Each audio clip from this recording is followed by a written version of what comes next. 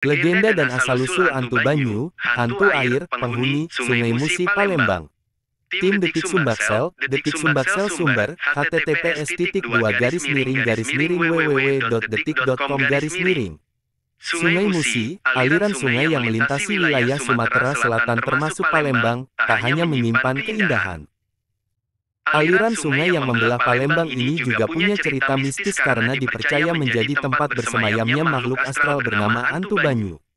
Namun, di balik ceritanya yang horor, Hantu Banyu ternyata juga punya sisi lain, yakni pesan yang berkaitan dengan ekologis dan alam sekitar. Penasaran seperti apa seluk-beluk Hantu Banyu? Simak penjelasan yang dihimpun Detik Sumbaksel dari berbagai sumber berikut ini. Kepercayaan masyarakat tentang Hantu Banyu. Hantu Banyu secara harfiah berarti hantu air.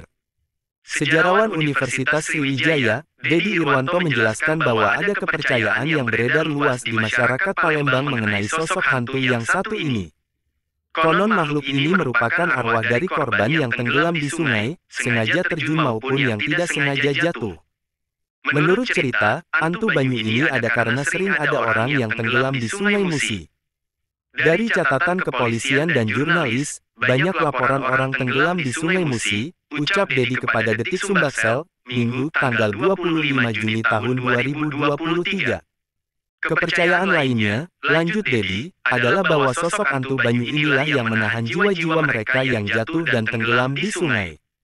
Terutama anak-anak kecil. Tubuh mereka yang jatuh biasanya sulit ditemukan karena ditahan atau dimakan oleh Hantu Banyu ini. Butuh bantuan khusus dari pawang untuk bisa menemukan jasad orang yang tenggelam. Jika ada yang tenggelam, nanti didatangkan pawang dari daerah Pemulutan, Ogan Ilir. Usai tenggelam, akan muncul dalam bentuk jenazah dan mayatnya ditemukan di tempat yang sama dengan saat dia tenggelam, kata Dedi.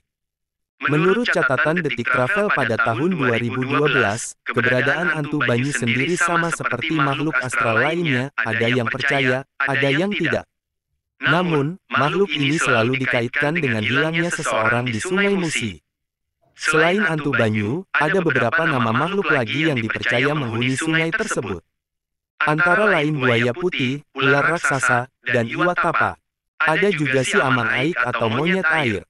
Nama-nama makhluk legendaris inilah yang membuat warga biasanya enggan menghabiskan waktu di tepi sungai hingga malam. Menurut seorang tour guide bernama Udin Marogan kepada Detik Travel, berdasarkan pengalamannya, kehadiran Hantu Banyu dapat dideteksi lewat beberapa tanda. Antara lain, air sungai berwarna coklat susu, permukaan air tenang tetapi bagian bawah permukaannya berputar-putar, atau permukaan air terasa hangat tetapi bagian bawahnya dingin.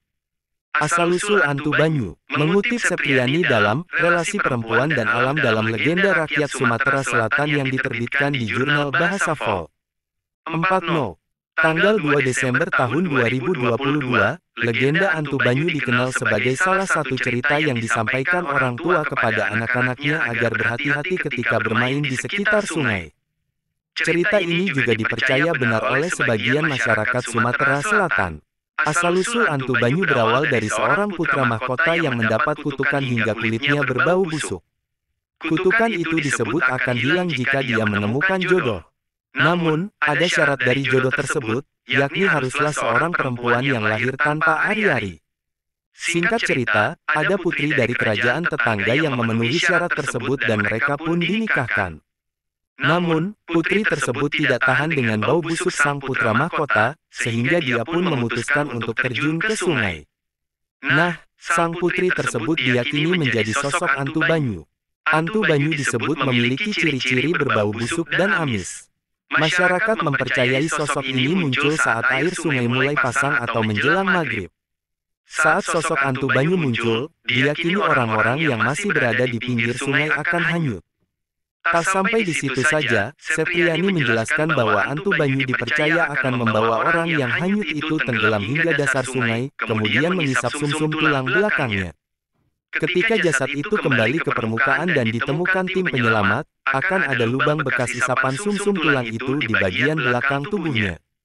Sisi lain Hantu Banyu dan kaitannya dengan alam terlepas dari kisah horornya, cerita Hantu Banyu juga dikaitkan dengan kepentingan ekologis.